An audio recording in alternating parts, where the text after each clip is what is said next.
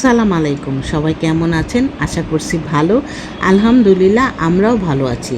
সকালবেলা ঘুম থেকে উঠে নাস্তা বানাইলাম, আর আমার অনেক ক্ষুধা লাগছে। গতকালকে রাতে অনেক সন্ধ্যার সময় খাইছিলাম আর খাওয়া হয় নাই। এর জন্য আমার সকালবেলা ঘুম থেকে উঠেই না কেমন যেন একটা ক্ষুধা লাগছে। তো ভাবলাম একটু ডিম ভেজে নেই, ডিম দিয়ে নাস্তাটা খাবো। আমি ডিম কিন্তু খুব কমই খাই, কিন্তু আজকে কেন জানি ডিম দিয়ে নাস্তা খাইতে মন চাইতেছিল। তাই ভাবলাম যে পেঁয়াজ দিয়ে ডিমটা ভেজে আমি নাস্তা খেয়ে নেই। আর নিদির বাবাও এখন দেখি বেলা করে ঘুম থেকে উঠে, ও ঘুম থেকে উঠতে উঠতে প্রায় 10টা 11টাও বাজে ঘুম থেকে উঠে। আবার যখন কাজ থাকে তখন আবার সকাল 7টা বাজেও ঘুম থেকে উঠে। তো যাই হোক, এই যে ডিমটা ভেজে নিচ্ছি, এখন আমি নাস্তা খাবো। আর আমি একটা 2টা 3 পিস কিনছিলাম, সেগুলো আসলে বানাইতে দিতে পারি নাই। বানাইতে দিব করে আর দেওয়া হচ্ছিল না। তো সেই 3 পিসে না ফলসের কাপড় লাগবে, তো সেটা আবার আনতে নতুন বাজারে যাব। তো যদি যাই আপনাদের সাথে শেয়ার করব। তো আমাদের নতুন বাজারে সব কিছু পাওয়া যায়, আর ঘরে একটু সবজিও নাই, তা ভাবলাম যে একটু সবজিও নিয়ে আসি। আর বাজারে গেলে না সবজিটা একটু দাম কম পাওয়া যায়, আর এলাকার ভিতরে সবজি নিলে না চড়া দামে বিক্রি করে। তো যখন একটু বাজারে যাই তখন ভাবি মানে একটু সবজি নিয়ে আসার চেষ্টা করি। তো চলেন আপনারাও আমার সাথে, যদি যাই আপনাদের সাথে তো শেয়ারই করব, কারণ আমি সংসারে যা টুকিটাকি কাজ করি সবই তো আপনাদের সাথে শেয়ার করি। আর এই যে দেখেন, আপনাদের সাথে কথা বলতে বলতে কিন্তু আমার ডিমটাও ভাজা হয়ে গেছে। তো চলেন আমি এখন খেয়ে নেই। ওয়ালাইকুম, সবাই কেমন আছেন? আশা করছি ভালো, আলহামদুলিল্লাহ আমরাও ভালো আছি। সকাল বাজে এখন 9টা। সকালে ঘুম থেকে উঠে আসলে ক্যামেরা ধরা হয় নাই, অনেক অনেক কাজ করছি। সকালবেলা পরিষ্কার করলাম, আর এই যে এর মধ্যে নিদির বাবা উঠছে, আমি উঠছি, দুজন মিলা নাস্তাও খাইয়ে নিছি। আর এখানে ভাবছি যে পটল ভাজবো। পটলটা হলুদ মরিচ দিয়ে মেখে রাখলে না অনেকক্ষণ ম্যারিনেট করে রাখলে ভাজলে ভালো লাগে। আর এই যে দেখেন পরিষ্কার করছি, ফ্রিজটা এত নোংরা হয়েছিল। এই যে অনেক কাজ করছি, অনেক অনেক।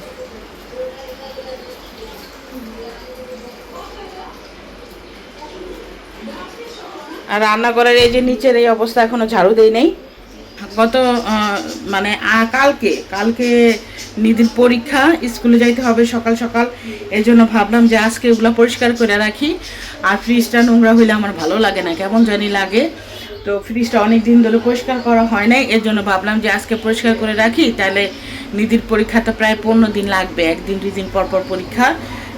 তখন তো আর ধরতে পারবো না, কারণ পরীক্ষা সেই 8টার দিকে যায়, 12টার দিকে এসে আর কোনো কাজ করতে ভালো লাগে না, তাড়াহুড়া করে রান্না টান্না করতে হবে। এর জন্য ভাবলাম যে রান্নাঘরটা একটু ডিপ ক্লিন করি। আর ফ্রিজটাও মানে ফ্রিজটা ধুই নাই, ফ্রিজটা আর কি বন্ধ করে নেই, আমি এমনি মুছে নিছি।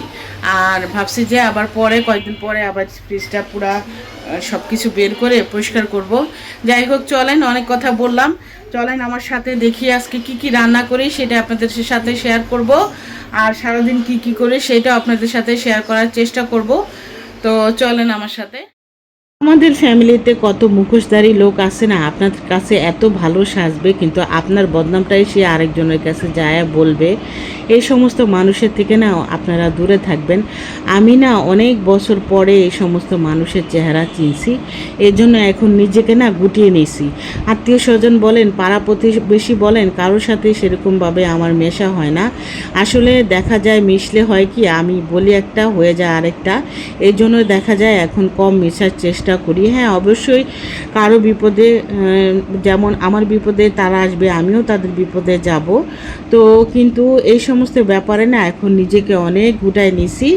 আর এগুলা এখন আত্মীয় স্বজন বলেন, পাড়া প্রতিবেশী বলেন, এগুলার সাথে মানে ওনাদের সাথে একটু কম কথা বলি, দরকার ছাড়া অন্য কোনো কথা কম বলার চেষ্টা করি। তো এখানে যে সবজি আনছি, সবজিটা আবার ফ্রিজে রাখতেছিলাম। তো নিজের সংসার নিয়ে ব্যস্ত থাকি, নিজের বাচ্চাকে নিয়ে ব্যস্ত থাকি, নিজেকে নিয়ে ব্যস্ত থাকি। আর এরই মধ্যে দেখেন আকাশটা কেমন মেঘলা হয়ে আছে।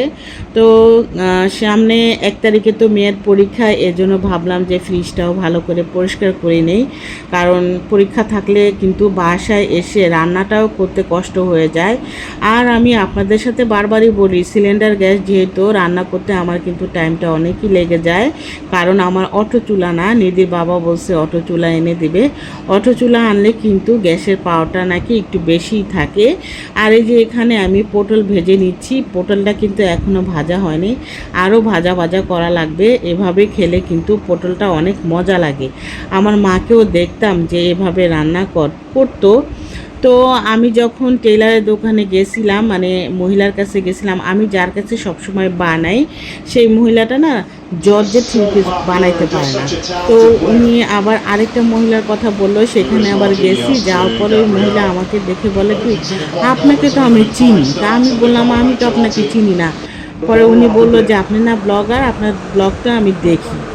পরে আমি হেসে দিছি। যাই হোক, আমি মানে আমার মনে হইল তো যাই হোক, অনেকে আমার ব্লগ দেখে।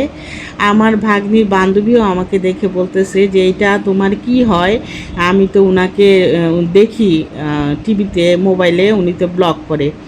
তো যাই হোক, এভাবে আমি এখন মানে অনেক মানুষের কাছে পরিচিত হচ্ছি। সবাই আমার জন্য দোয়া করবেন। আমারও ভালো লাগে যখন অনেক মানুষ আমাকে এভাবে বলে।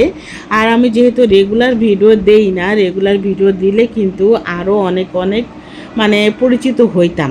আসলে দেখা যায় রেগুলার ভিডিও দেওয়ার অনেক চেষ্টা করি, সংসারের অনেক কাজ আসে, আবার দেখা যায় নিজে অনেক ব্যস্ত থাকি, নিয়ে ব্যস্ত থাকি, আবার নিজে মাঝে মধ্যে অসুস্থ হয়ে যায়। এভাবে না অনেক সময় ব্লগ দেওয়া হয় না। এই যে দেখেন 2 দিন পরে আবার ব্লগ দিচ্ছি। আর অসুস্থ যখন ছিলাম ব্লগ দিছিলাম, অনেকে আমাকে সুন্দর সুন্দর কমেন্ট করছে, তাদেরকে অনেক অনেক ধন্যবাদ অনেক সুন্দর কমেন্ট করার জন্য। তো এই যে এইখানে আবার এখানে আবার রান্না করে ফেলছি। তো আমরা আবার খাওয়া দাওয়া করলাম। তো এখানে আবার নিধি না পপকর্নটা অনেক পছন্দ করে। ও যখন তখনই আমাকে বলে পপকর্ন ভেজে দাও, ওকে আবার পপকর্ন ভেজে দিই।